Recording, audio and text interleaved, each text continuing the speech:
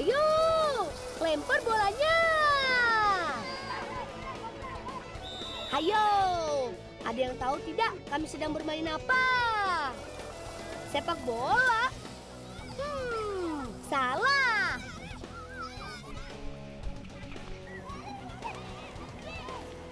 Kalau teman di rumah tahu dengan olahraga polo air yang dimainkan di kolam renang, desa kami Ledo Kombo punya polo lumpur. Bermainnya tentu saja di lumpur sawah yang belum ditanami padi. Yeay! Gol! Kali ini kami melawan anak-anak perempuan di kampung kami. Meskipun perempuan, mereka juga jago loh.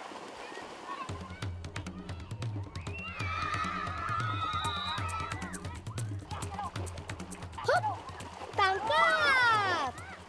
Dibutuhkan ketangkasan menangkap bola dan kelincahan kaki saat berjalan di lumpur. Badan kotor. Nggak masalah. Yang penting seru.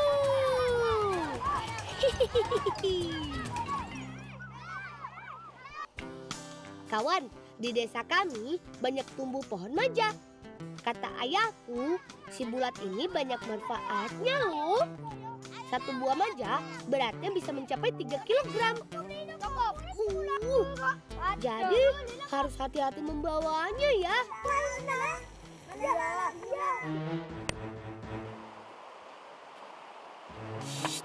Itu sudah ada yang melempar koinnya.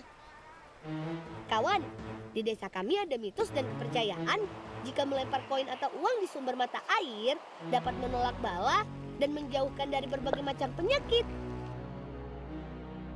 Mandi di mata air ini juga dapat membuat awet muda.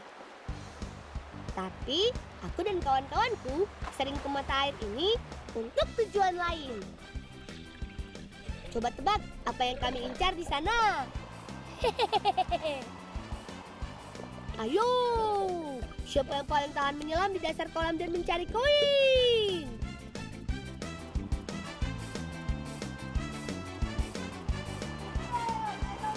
Hore! Berhasil! Fatin malah dapat uang kertas tuh. Hehehe. Kata Pak Guru, sebenarnya kepercayaan akan mandi di kolam mata air ini bisa membuat awet muda, ada benarnya juga.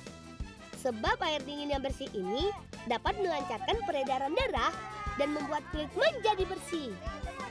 Kalau bersih dan sehat, tentu jadi lebih awet muda, bukan? Hehehe. Betul juga ya.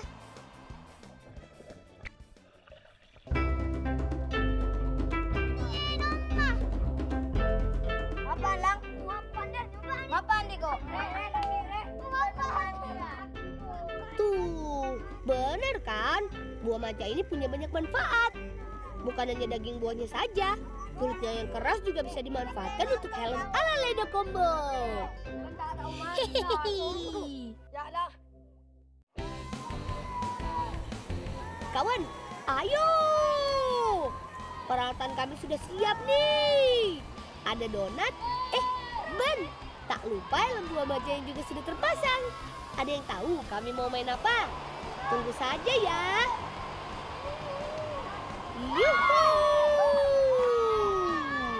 Bermain tubing menyusuri aliran sungai Surin dengan ban dalam ini memang seru. Apalagi saat melintasi jeram-jeram kecilnya. Ban akan berputar terbawa arus dan membuat kami semakin deg-degan. Ayo, siapa yang bakal menjadi juara nih? Menang kalah tak jadi soal. Yang penting kebersamaannya kan. Sama seperti teman-temanku dari kaki Gunung Merbabu, Jawa Tengah tuh. Mereka bekerja sama memerah susu sapi untuk dijadikan tahu susu. Seru pastinya.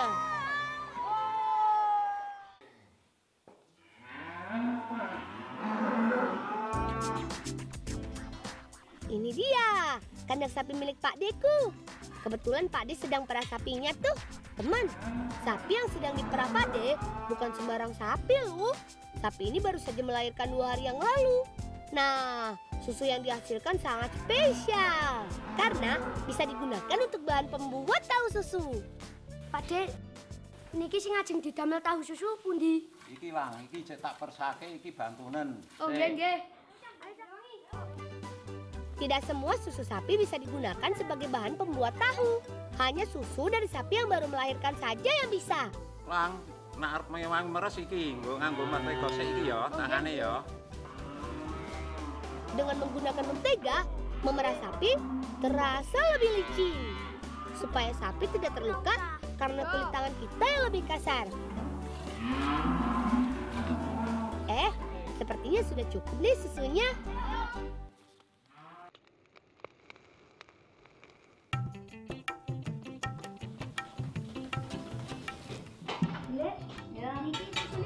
Oh iya le, langsung sumpahan kono le. Oh nggih nggih.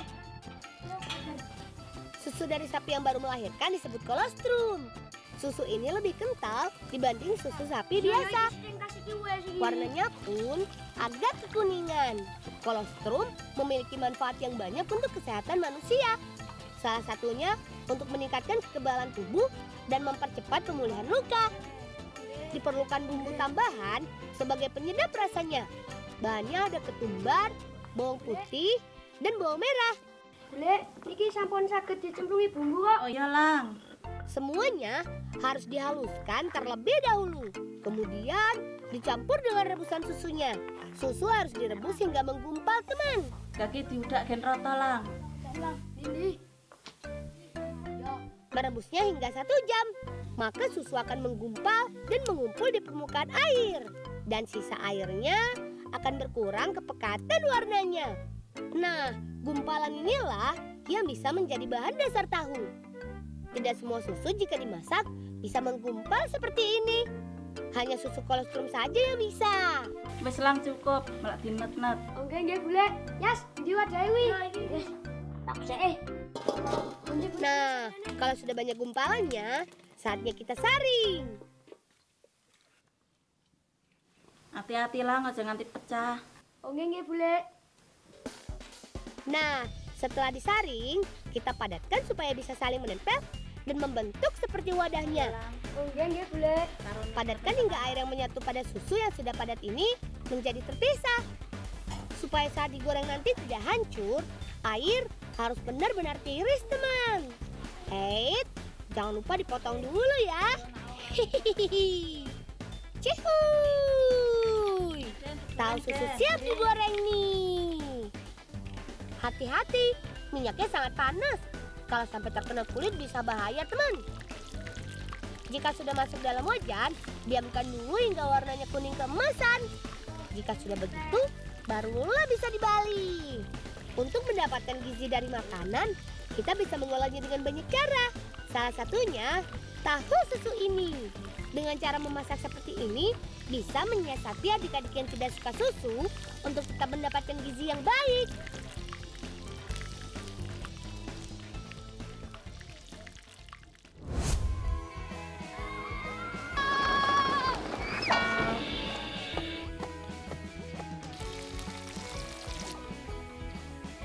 Lang.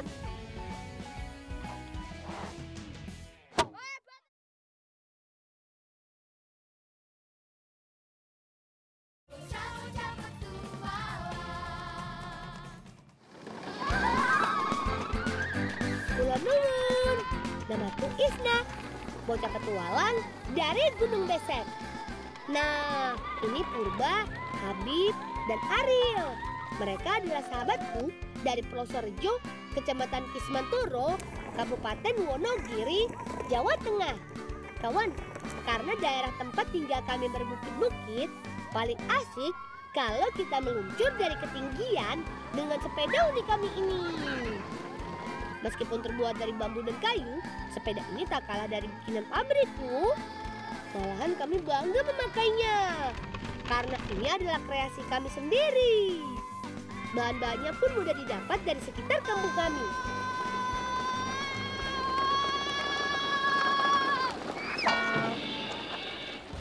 Hehehe. Direm dong, Purba. Lihat tuh, kakimu sampai terjepit begitu.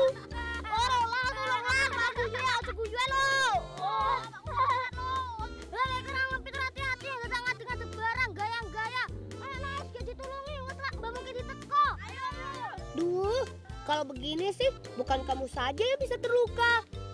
Tumpukan gapleknya jadi berantakan dan rusak deh. Babukannya lo kalau ngomong. Rel, suka tegon rene tutupane kene Rel. Anake kudu tanggung jawab iki ngene. Padone babu iki piye? Oh iya, ngomong-ngomong, kalian di rumah tahu gaplek? Itu loh, olahan makanan dari umbi tanaman ketela atau singkong. Kowe kudu tanggung jawab engko nek padone yang mbahmu ki dhewek engko dijewer piye? Cepet emang ngono. Yo lang yo. Ayo yo gendang. Teman-teman kita di Gunung Kidul Yogyakarta punya cara seru loh mengolah gaplek. Bahkan mereka mencampurnya dengan jangkrik goreng. Yo wis seneng ae kita mlaku menan nek gendeng wis rapi ayo. Ayo.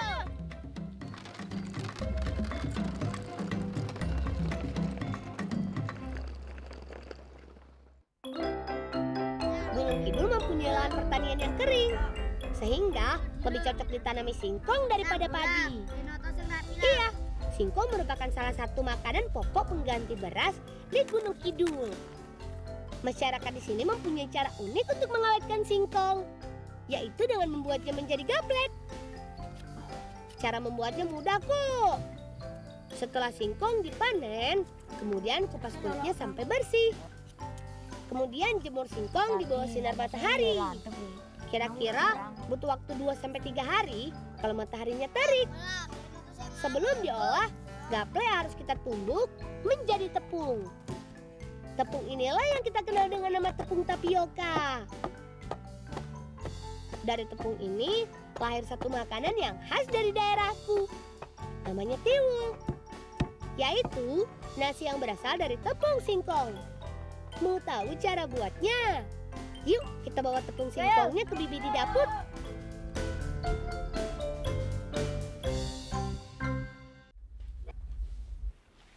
Lek, iki Lek berapa dadi? Ya, ayo dijipuk kuwi tambahi ayo dijari, tak ajari kene ning ngejari. Sebelum dikukus, kita harus uleni tepung tapioka ini dengan sedikit air sampai menjadi gumpalan-gumpalan kecil yang tidak lengket. Teman, ternyata nasi tiwul punya sejarah yang panjang loh. Tiwul sudah menjadi makanan pokok pengganti nasi sejak zaman penjajahan Belanda. Kata Bibi, pada zaman penjajahan, masyarakat Gunung Kidul mengalami kekurangan bahan makanan. Hingga pada suatu saat, masyarakat menemukan makanan pengganti dari bahan singkong. Hingga pada suatu saat, masyarakat menemukan makanan pengganti dari bahan singkong. Nah, makanan itulah yang sekarang kita sebut tiwul. Sekarang kita kukus ya. Supaya lebih nikmat, kita goreng jangkriknya untuk lauk. Hehehe. Mengukus tiwul tak memakan waktu lama. Kalau sudah menggumpal dan menyerupai nasi, berarti tiwulnya sudah siap. Selain itu, merupakan sumber energi yang mempunyai kadar gula lebih rendah daripada nasi. Sehingga makanan ini sangat sehat. Apalagi ditambah gurihnya jangkrik goreng. Dijamin maknyus. Tiwul mempunyai aroma dan rasa yang khas. Saatnya makan.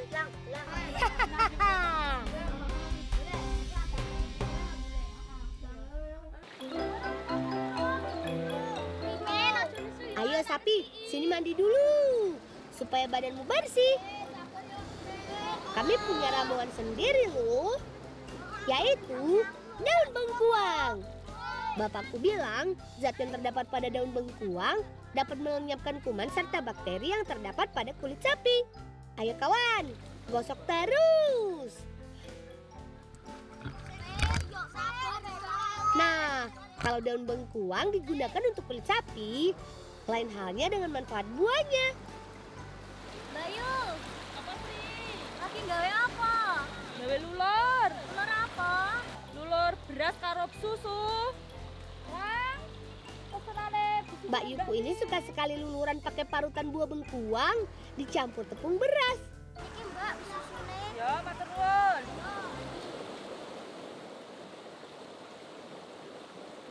Sri, rampung urung ngombeine. Iki sareng rampung Bayu. Ya, nek wis rampung luluran ya. Kata Pak Guru di sekolah, bengkuang kaya akan vitamin C. Sehingga dapat membuat kulit kita segar. Selain itu, bengkuang juga dapat digunakan sebagai antioksidan.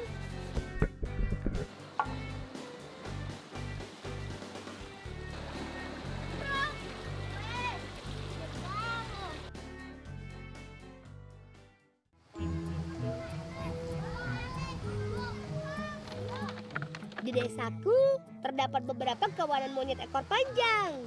Walaupun terdengar keren, kawanan ini terkadang mengganggu penduduk. Tak jarang mereka menjarah hasil tanaman dan merusak kebun. Pintar memang monyet-monyet ini. Jika ada orang, mereka pandai bersembunyi.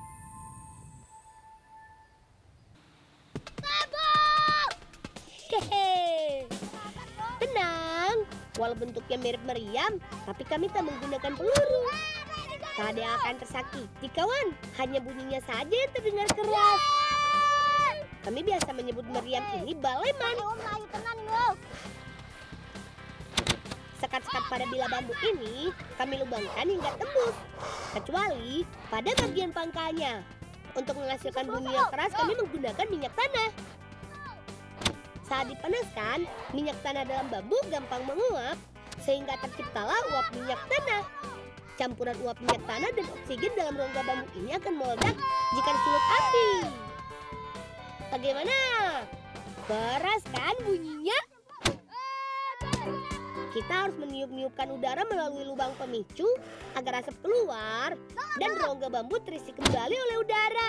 Begitulah kira-kira cara meriam bambu bekerja. Maaf ya, Monkey-Monkey. Kami ini tak jahat. Kami hanya ingin kalian pindah, tak berada dekat kebun Pak Le.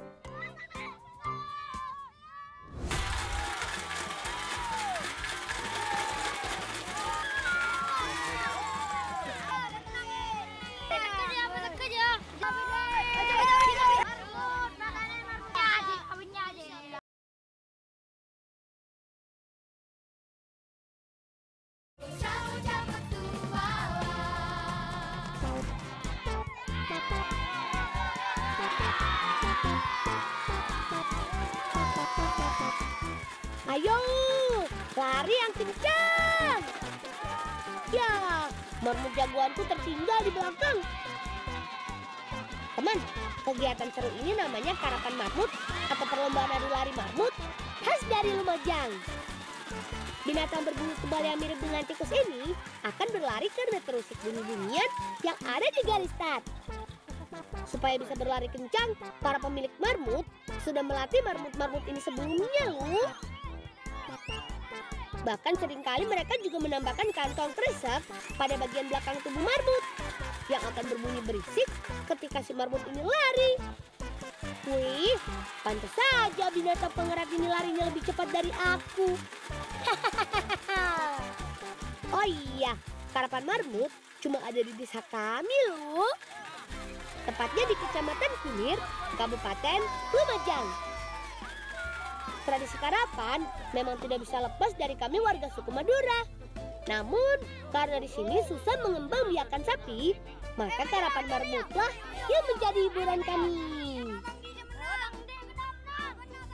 Saat lomba dimulai, 2 ekor marmut akan adu balap lari dalam lintasan sepanjang 30 meter. Marmut yang pertama sampai di ujung lintasan dan berhasil masuk kembali ke kandang yang sudah disiapkan di garis finish, dialah pemenangnya. Vicky, sekarang giliran kita bertanding nih. Marmut jagoanku namanya si Lempo, teman. Lempo dalam bahasa Madura berarti gendut. Hehehe. Waduh, kok nggak jadi lari-lari sih? Lang, tak bisa buru lang. Ayo. Mungkin si Lempo malu dilihatin banyak orang. Ayo Vicky, kita tanding ulang lagi. Tuh, apa aku bilang?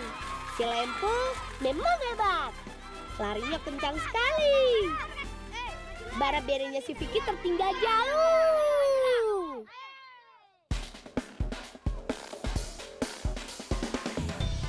Agar si Lempo kesayanganku ini kembali segar setelah bertanding, aku mau memandikannya dulu ya teman.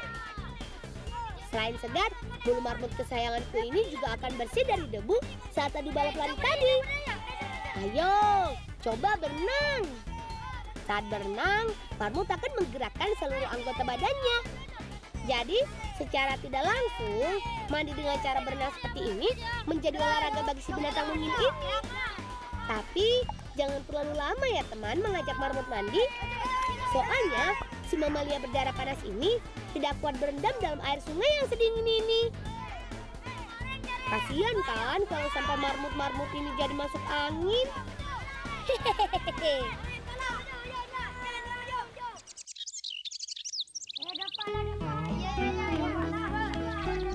Ini dia, marmut-marmut peliharaan kami. Kami memang sengaja memelihara marmut di kandang terbuka seperti ini. Karena di alam liar, marmut merupakan binatang sosial yang suka hidup berkelompok. Jadi, kalau kalian ingin memelihara marmut, sebaiknya pelihara secara berpasangan ya. Karena jika hidup sendirian, marmut akan menjadi stres dan tidak mau makan. Hehehe. Sampai di sini dulu ya teman. Nantikan kami di petualangan si Bulang berikutnya. Dadah!